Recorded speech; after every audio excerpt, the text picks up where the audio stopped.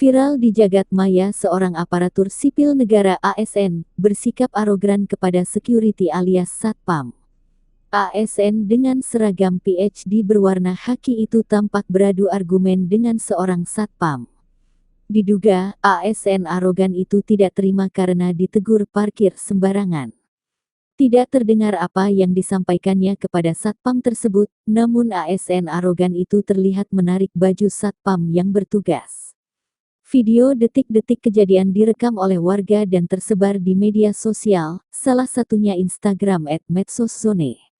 Belum diketahui di mana lokasi kejadian, namun pada unggahan tersebut akun @medsoszone menggunakan tagar Palembang.